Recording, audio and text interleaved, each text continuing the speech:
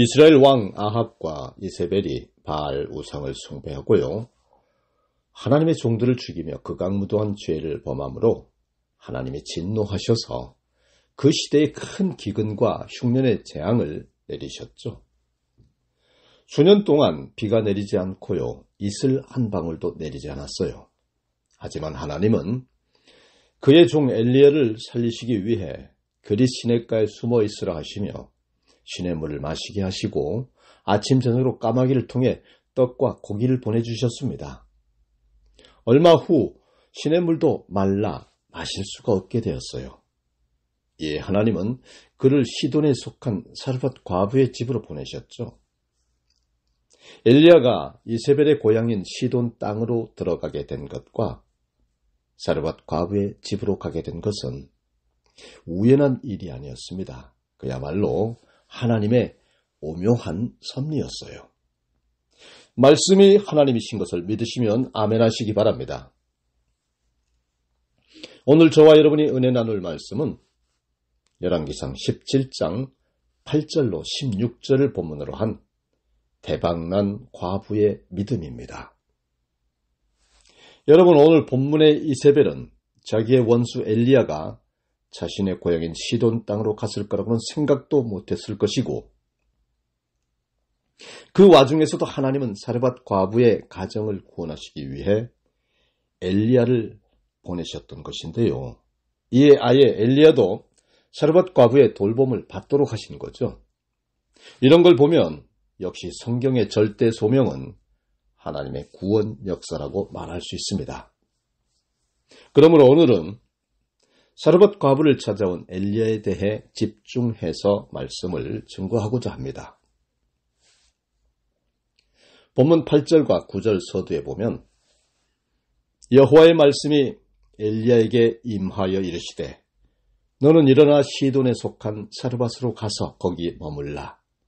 내가 그곳 과부에게 명령하여 내게 음식을 주게 하였느니라고 했습니다. 이는 하나님의 말씀대로만 순종한다면 대기근, 대재앙, 어떠한 가운데에서도 반드시 사는 길이 열린다고 하는 말씀인 것입니다. 10절에 보면 그가 일어나 사르밧으로 가서 성문에 이를 때에 한 과부가 그곳에서 나뭇가지를 줍는지라.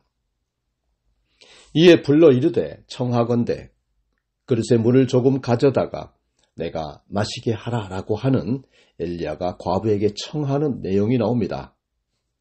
그리고 나서 11절에 그가 가지러 갈 때에 엘리야가 그를 불러 이르되 청하건대 내 손에 떡 한 조각을 내게로 가져오라고 했습니다. 사실 기근시에 가장 귀한 건 물인데요.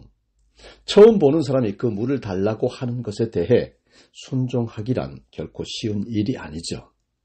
그러나 이 과부는 대접하는 것이 몸에 배인 사람이라 서슴없이 시원한 물을 가지러 달려갑니다. 그런데 엘리야는 한술 더 떠서 더 어려운 청을 하고 있는 거예요. 내 손에 떡 한 조각을 내게로 가져다 달라라고 하는 것입니다. 여기에 대해서 12절의 과부는 솔직하게 대답을 하죠. 그가 이르되 당신의 하나님 여호와께서 살아계심을 두고 맹세하노니 나는 떡이 없고 다만 통에 가루 한 웅큼과 병에 기름 조금뿐이라. 내가 나뭇가지 둘을 주워다가 나와 내 아들을 위하여 음식을 만들어 먹고 그 후에는 죽을 것입니다. 라고 하는 것입니다. 여러분, 과부의 환경이 정말 딱한 사정에 놓여 있었지 않습니까? 이 모든 재앙은 이스라엘 왕 아합과 그 아내인 이세벨 때문이고 이스라엘 백성이 하나님보다 악한 왕의 권세에 굴복해서 나라가 혼란스러운 이유 때문에 하나님의 심판을 받아 현재 가뭄이라고 하는 대재앙을 겪고 있는 겁니다. 그래서 과부의 말대로 먹을 게 없고 겨우 떡 한 조각을 아들과 함께 나눠 먹고 죽을 판인데 엘리야는 그것을 자기에게 가져와 먹게 하라는 어려운 청을 하고 있는 거예요. 벼룩의 간을 빼먹어도 유분수지 어떻게 이렇게 가난한 과부의 한 끼마저 빼앗아 먹으려고 하는지 모르겠다고 생각할 수 있어요.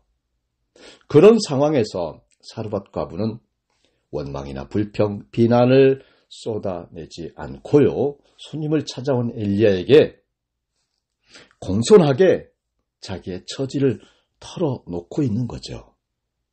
남편도 없는 과부에다가 현재 떡이 없고 통에는 가루가 조금하고 병에 기름 조금뿐인데 그것을 갖다 드리고 나면 우리는 어떻게 삽니까? 지금 처지는 한 끼 겨우 먹고 죽을 판입니다 하면서 기댈 곳이나 의지할 만한 곳, 생명을 부지할 만한 길이 전혀 없는 상황이라고 하는 사실을 고백하고 있는 거예요. 사랑하는 여러분, 지금 엘리야 선지자는 이런 딱하고 낙심천만한 고백을 하고 있는 사르밧 과부에게 위로와 힘이 되는 말로 권면을 하고 있습니다. 본문 13절로 14절이 그 기록입니다. 엘리야가 그에게 이르되 두려워하지 말고 가서 내 말대로 하려니와 먼저 그것으로 나를 위하여 작은 떡 한 개를 만들어 내게로 가져오고 그 후에 너와 내 아들을 위하여 만들라. 이스라엘의 하나님 여호와의 말씀이 나 여호와가 비를 지면에 내리는 날까지 그 통에 가루가 떨어지지 아니하고 그 병에 기름이 없어지지 아니하리라 하셨느니라. 야, 이렇게 엘리야는 과부에게 두려워하지 말고 가서 내 말대로 떡을 만들어 먹으라.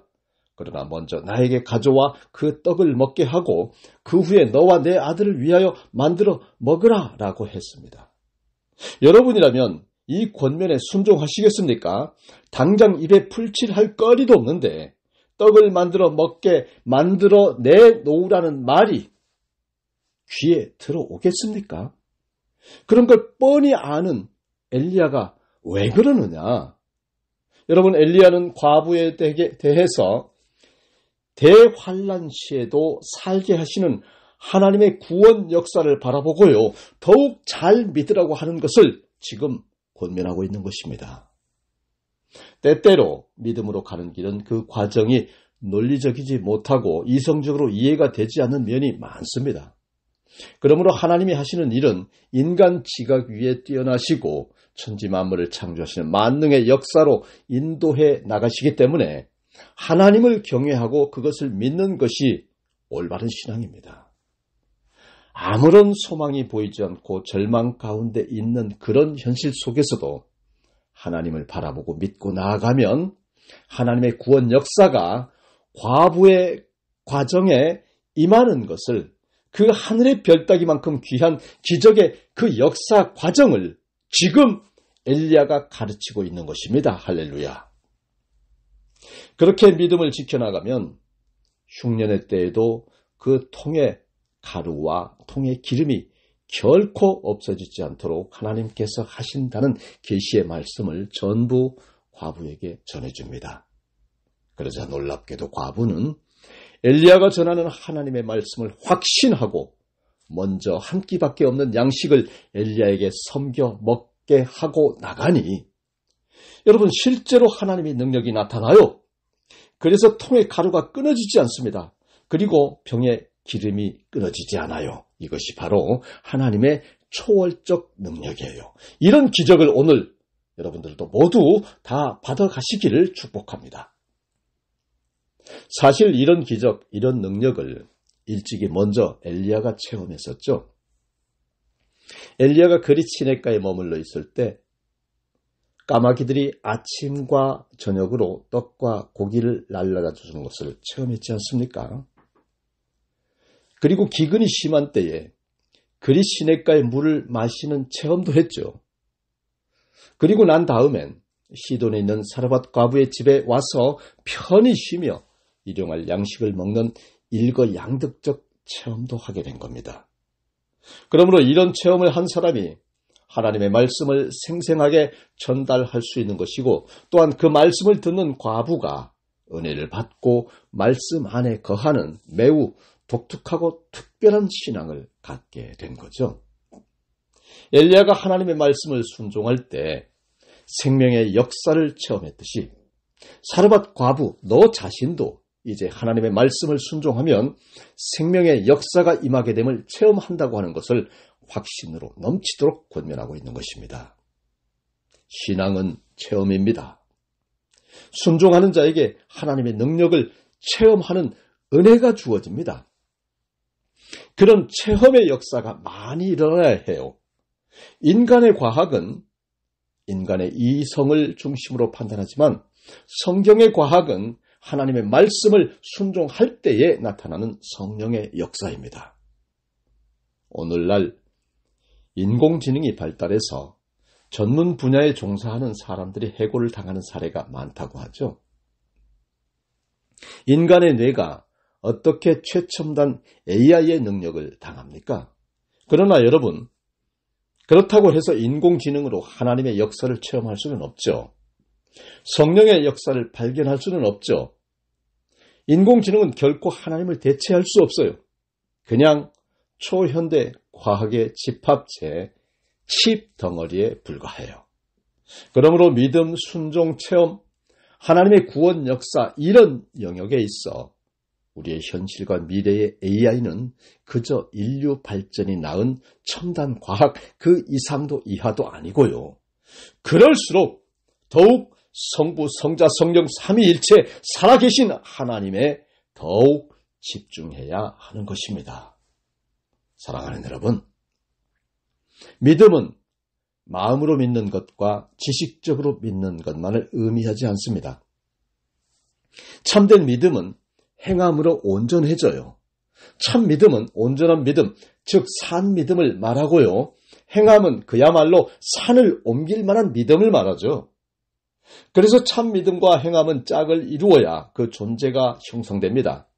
참 믿음은 반드시 행함인 뒤따라야 참 믿음이라고 말할 수 있는 것입니다. 야고보서 1장 26절에 믿음이 행함과 함께 일하고 행함이 없는 믿음은 죽은 믿음이라고 했습니다. 100%의 믿음은 마음과 지식과 행함이 일체가 되죠.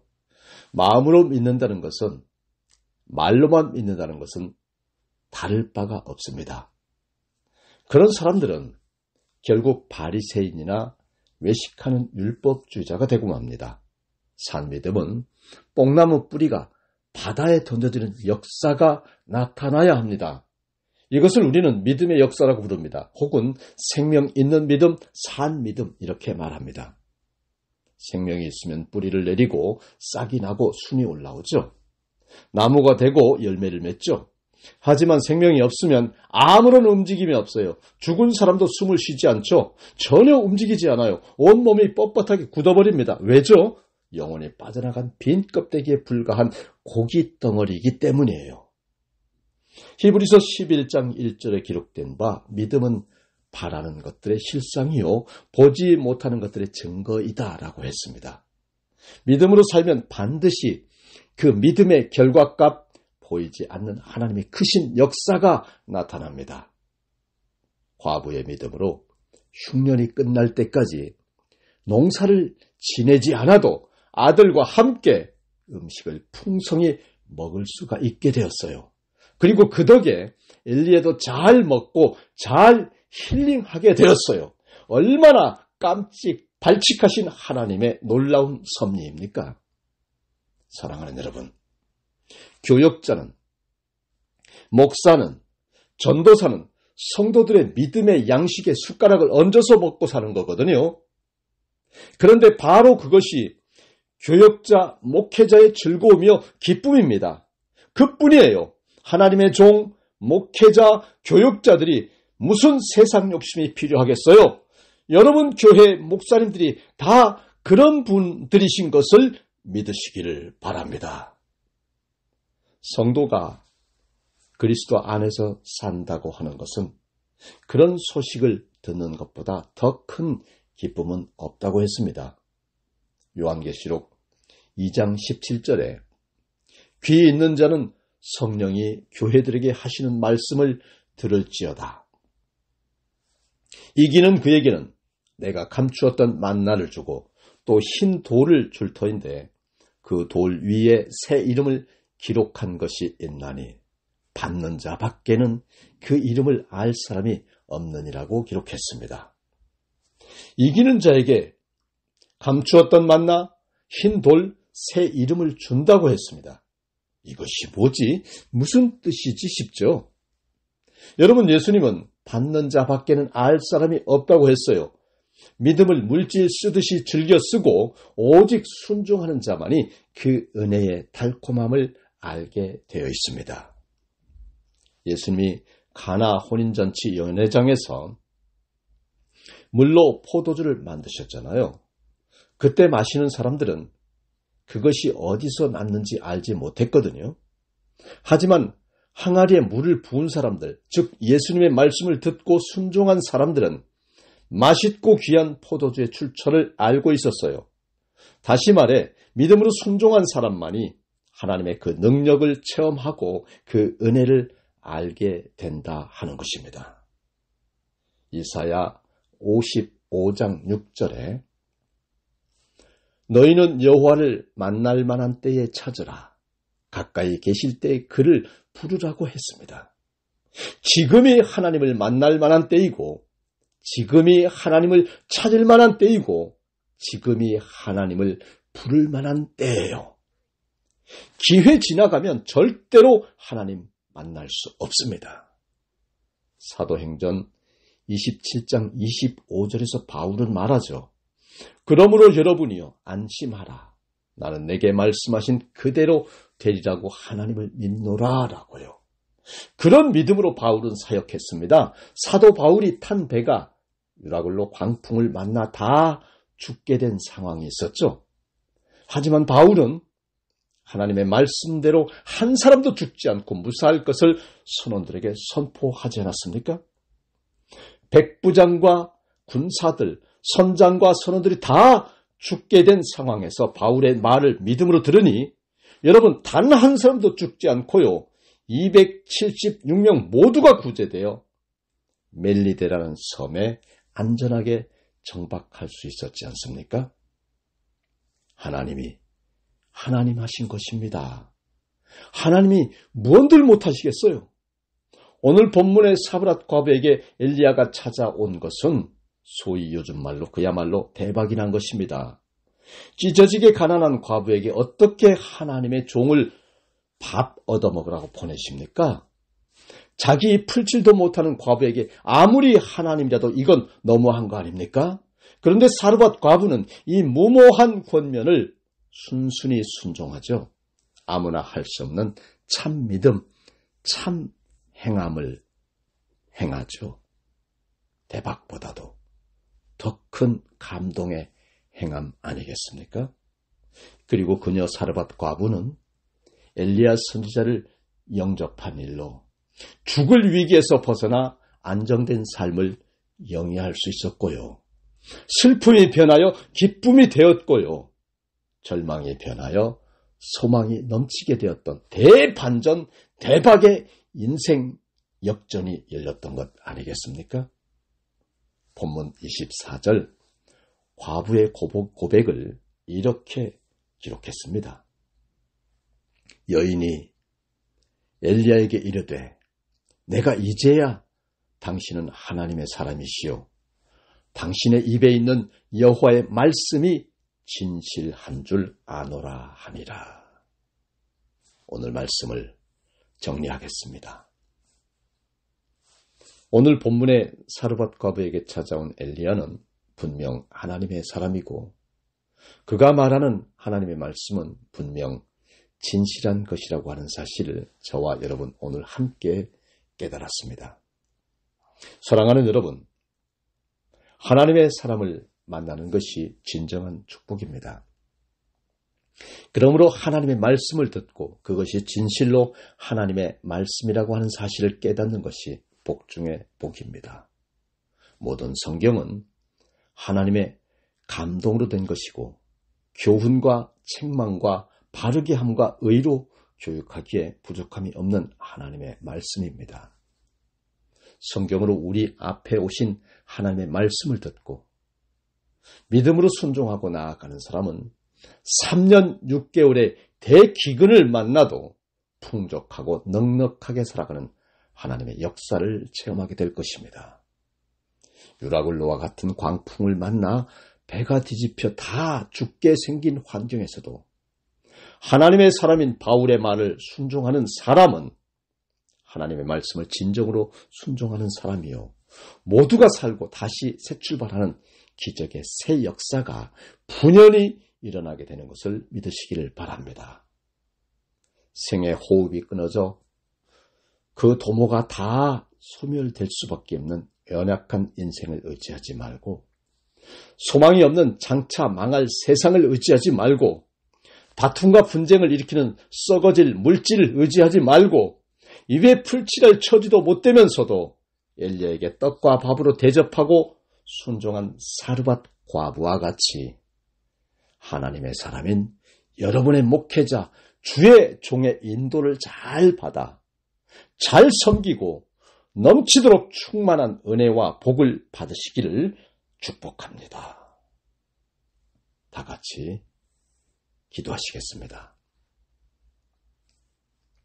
거룩하시고 은혜가 충만하신 만군의 여호와 하나님 아버지, 오늘도 모진 세파, 흑암의 고난 가운데에서도 구분하여 우리 영혼육을 지켜주시고, 특별히 오늘 주일 예배의 귀한 생명의 말씀, 대박난 과부의 믿음으로 영혼육이 거듭나고 하늘 생명책에 기록되고 영원히 죽지 않는 영생 만복에 이르게 해주심을 감사드립니다. 계절의 봄은 왔으나 얼어붙은 정치권과 재계와 사회문화 각계, 이해 공동체 교회와 가정과 국가와 민족 온 세계 온 인류가 겪는 말세적 군사 분쟁, 극한 경제난, 사회 혼란, 여호와 하나님 지켜주시고 보호하시어서 모두가 자유하고 화평한 세상 되게 하여 주시기를 우리를 영죽을 죄에서 구원하신 구주 메시아 예수 그리스도 이름으로 기도드립니다. 아멘.